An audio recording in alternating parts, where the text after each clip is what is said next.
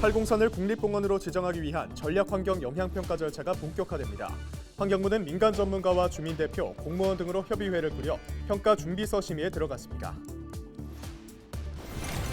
2022 영주 세계 풍기 인삼 엑스포가 지난 23일 성황리에 막을 내렸습니다. 112만 명이 영주를 찾았고 수출 협약 실적도 3천만 달러 이상을 기록했습니다.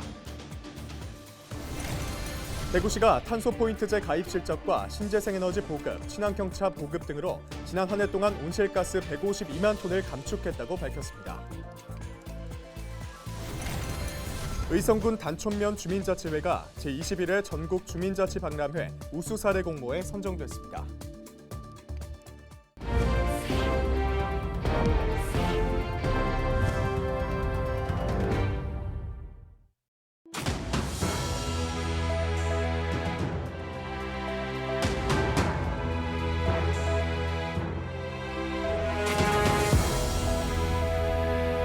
여러분 안녕하십니까? 헬로TV 대구 경북뉴스입니다.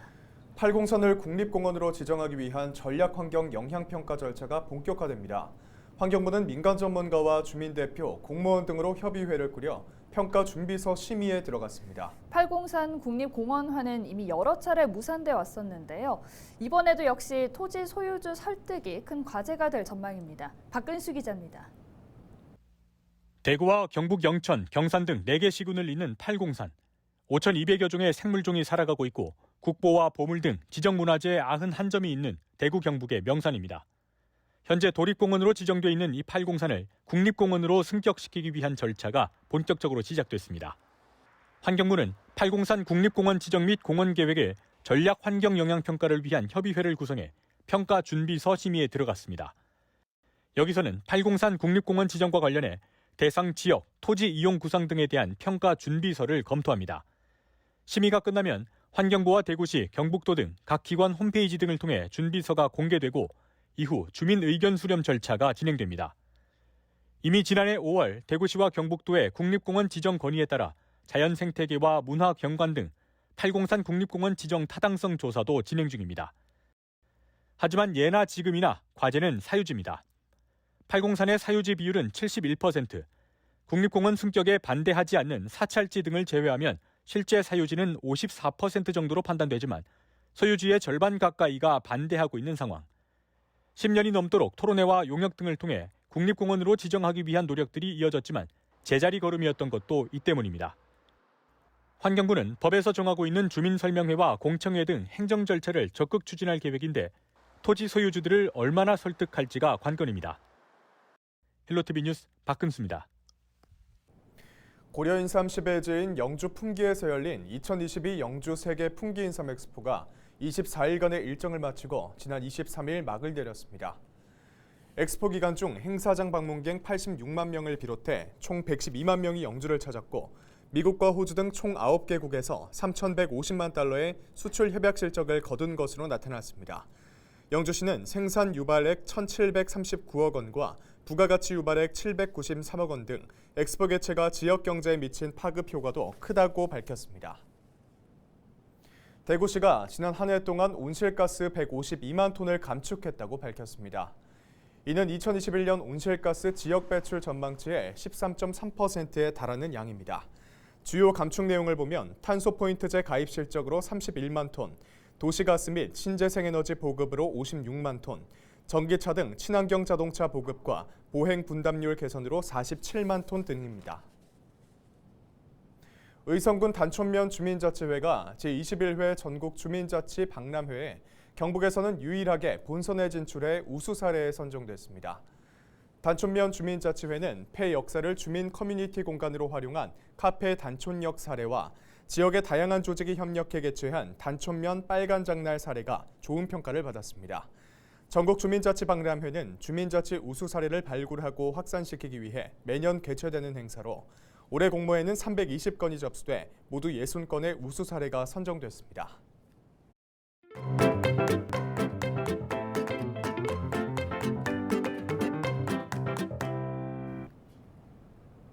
지난 3월 경북과 강원 지역에 발생한 동해안 산불 기억하십니까?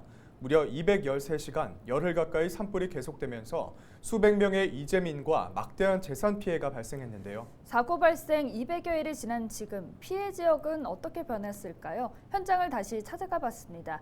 기자가 간다 양진호 기자입니다. 정부는 산불이 난 강원과 경북에 재난 사태를 선포하고 산불 진화에 인력과 장비를 총동원하고 있습니다. 헬기가 떴는데도 지금 산불 불길을 못 잡고 있습니다. 지금. 연기가 자욱해가지고 앞이 안 보여요. 묵호항이 내려다 보이는 언덕 한가운데 완전히 불타버린 건물이 한눈에 들어옵니다. 지난 3월 강릉시 옥계면에서 시작된 산불은 무려 15km를 날아와 이곳 묵호항까지 전쟁터로 만들었죠. 저렇게 불타버린 건물은 이곳 주민들에게 이제 산불의 무서움을 각인시키는 상징과도 같은 존재로 남아 있습니다. 그때 나는 어찌 할 수가 없잖아. 꼼짝도 못하고 불이 오면 그냥 앉아 죽어야 돼. 무서웠죠. 무섭고 여기서 하면 시커먼 연기가 올라오는데 그게 어째서 여기가 불이 나. 혹시 모를 산불에 대비해 아직도 집안 곳곳에 수도꼭지에 고무호스를 연결해 놓은 주민도 있습니다. 물을 세 군데 받아놓고 막 도로 막 뿌리고 막 이래 혼자 내가 그래. 그래가지고 지금 이 귀가 먹었어요. 잘 안 들리세요? 먹어가지고 잘 안 들려요. 정신을 잃어서 3일 정신을 잃어서.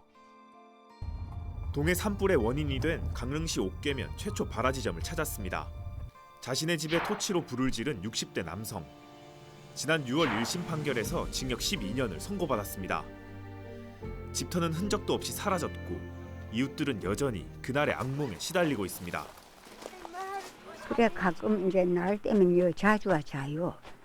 근데 그 유아 잘 적에는 든든한 게 좋은데 그기가 안 잘 적에는 무서워 잠 못 자요. 뭐 밖에 버쩍 해도 깜짝 놀래가지고만 무슨 게 생기고 이래요. 주민들을 더 답답하게 만드는 건 지지부진한 보상 문제입니다. 전국에서 800억 원이 넘는 성금이 모였지만 지난 9월까지 집행된 금액은 300억 원에 불과합니다. 중복 지원을 피하기 위해 배분이 늦어지고 있는 겁니다.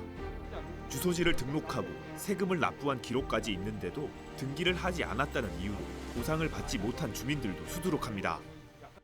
근데 이게 돈이 지금 어떻게 모금 들어와가지고 어떻게 지금 배분해 주는 그런 것도 하나도 몰라요. 이거 이장님한테도 얘기해 줘야 되는데 하나도 없어요 지금.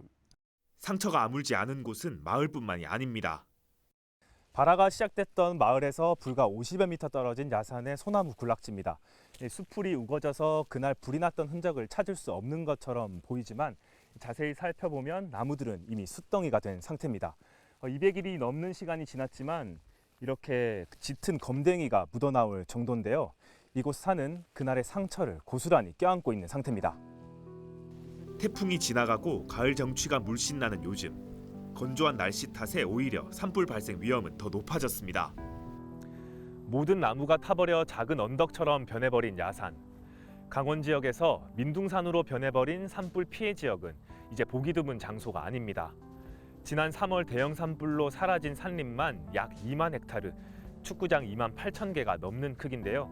이 산림이 모두 복구되는 데 걸리는 시간은 자그마치 100년이 넘습니다. 지금 우리는 이 산림이 복구되는 걸 절대 볼 수 없다는 뜻이겠죠. 기자가 간다. 양진호입니다. 한 주간 발생한 뉴스를 재정리해보는 시간입니다. 이성원 뉴스민 기자를 통해서 이야기 나눠보겠는데요. 화상으로 연결돼 있습니다. 네, 우선 지난 한 주 대구 정가는 시의회 해외 연수로 뜨거웠는데요. 의회가 여러 비판에도 불구하고 해외 연수를 떠났다죠. 네, 5개 상임위원회로 구성된 대구시의회는 문화복지위원회를 제외한 4개 위원회가 지난 22일부터 순차적으로 해외 연수길에 올랐습니다. 네. 경제환경위원회가 22일 싱가포르와 말레이시아로 떠났고요.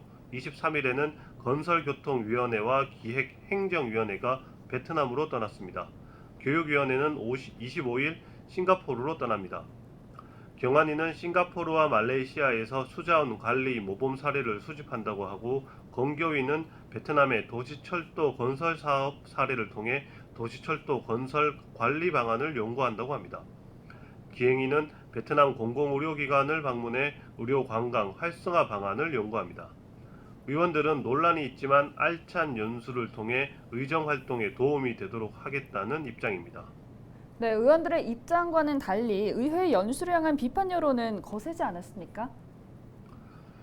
네, 언론과 시민사회 단체에선 취임 100일을 간 넘긴 시의회의 해외 연수가 부적절하다는 데 입장을 같이 했습니다.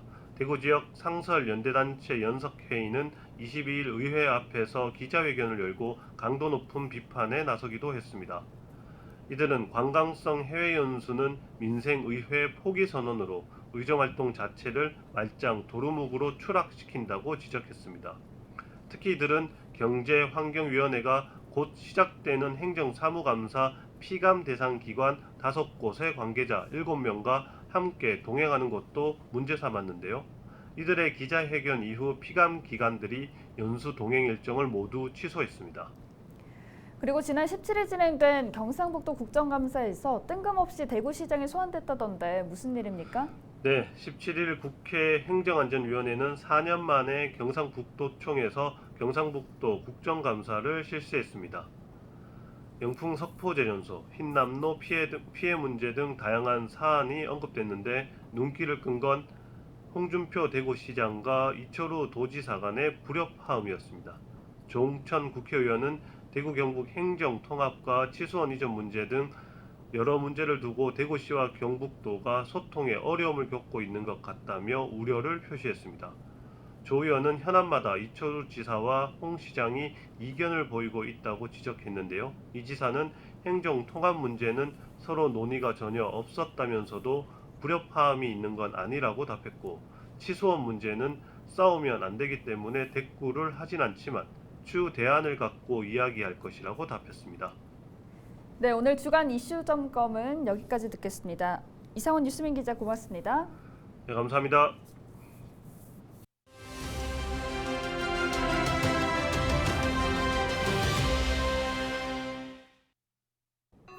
코로나19 확진자 감소세가 정체되고 있습니다.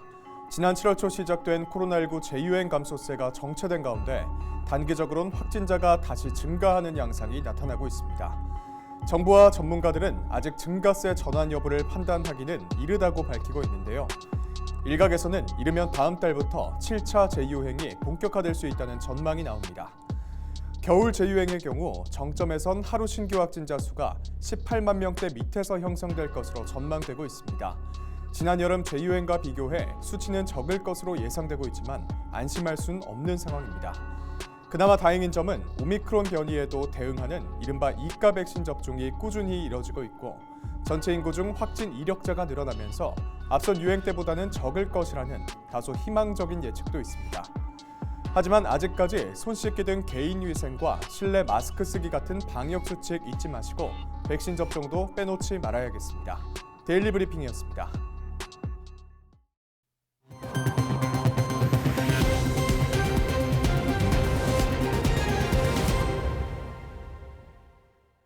대구 군공항 이전 부지의 미래 모습에 대해 논의하는 정책 토론회가 24일 대구 동구의 아양 아트센터에서 열렸습니다. 이날 주제 발표에 나선 송교원 국민대 미래모빌리티학과 교수는 도심 항공교통의 도입 필요성과 정책 방향을 주제로 세계 도심 항공교통 산업 시장 전망과 도심 항공교통 특화 도시의 입지 조건에 대해 발표했습니다. 또 김현덕 경북대 교수, 한군수 대구 경북연구원 연구위원 등이 미래 운송수단과 첨단 산업이 융합된 후적지 개발에 대해 토론하는 자리가 마련됐습니다. 경주시 시설관리공단이 신규 직원 13명을 공개 채용합니다. 불국체육센터와 파크골프장, 북경주 체육문화센터 등 공공시설물 추가 관리를 위한 채용으로 모집 대상은 경력직 5급 기계설비 분야 1명, 신규 6급 사무 분야 5명과 전기기술 분야 3명입니다. 시설보조 3명과 주차매표 1명 등 무기계약 업무직도 채용합니다.